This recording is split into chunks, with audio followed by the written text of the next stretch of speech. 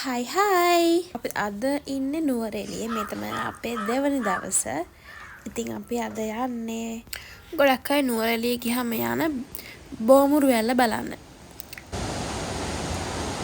මේ අපේ දවස් පහකට තිස්සේ දෙවෙනි දවස. අපි ඊගේ හෝටල් එකේ අද බඹර කන්ද දියර බලන්න උදේට. ඉස්සරහා තියෙන ලොකු පඩි පෙරක්. හරි අමාරු දෙයක් වෙන්න.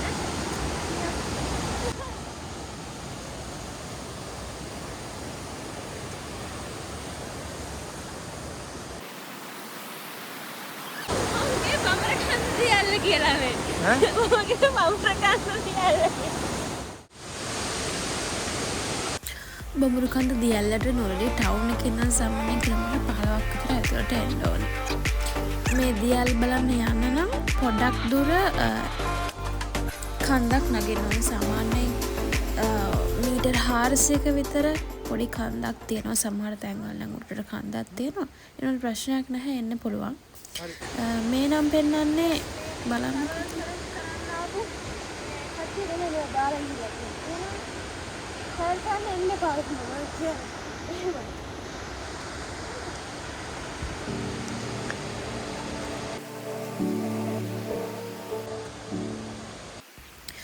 බඹර කන්ද දියැල්ල එතන අපි එන තැන ඉඳන්ම දිගටම තියෙන පොඩි දිය පාරක්. හැබැයි ඉස්සරහට යන්න ඒක වැඩි වෙලා ලොකු ඒ දිය පාරෙන් වන්න වතුර ටික පොඩි ඇලක් වගේ ගලන් යනවා පල්ලෙහාට. ලස්සනයි. පාරත් ලස්සනයි. කුණු දාලා තියෙන එක තමයි හැමතැනම ප්‍රශ්නේ. ඔය දැන් අපි ඇවිල්ලා තියෙන්නේ ඇල්ල තියෙන තැනට. ඒ කියන්නේ පල්ලෙහා ඇල්ල වැටෙන තැනට.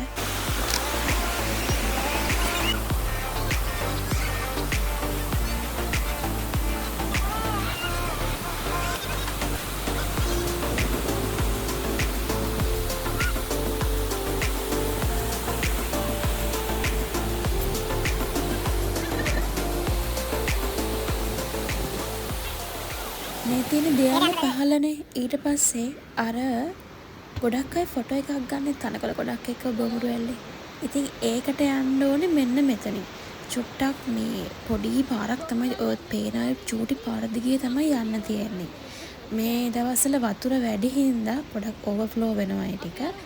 හැබැයි ප්‍රශ්නයක් නෑ, යන්න පුළුවන්. එහෙම වැටෙන්නේ නැහැ. හැබැයි පරිස්සමින් යන්න ඕනේ. ওই චූටි කැල තමයි එතනින් යන්න තියෙන්නේ.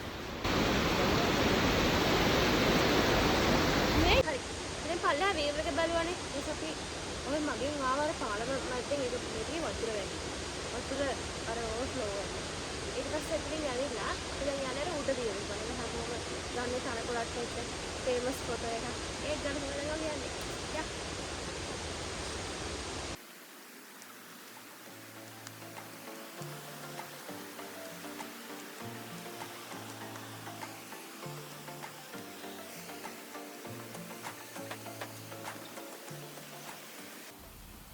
මෙතන නම් මාරම ලස්සනයි. පල්ලෙහාට වඩා මාරම ලස්සනයි.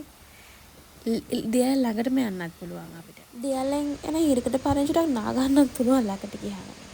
මේ ගමන මං ගියේ ඩිට්ටෝ එකට කලින්.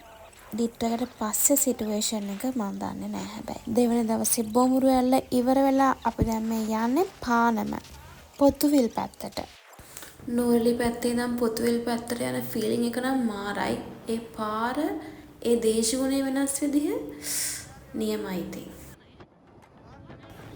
ඉතින් බලමු නුවරඑළිය ඉඳන් පොතුවිල් වලට ඇවිල්ලා අපි කොහෙද යන්නේ කියලා ඊළඟ වීඩියෝ එකෙන්. බයි.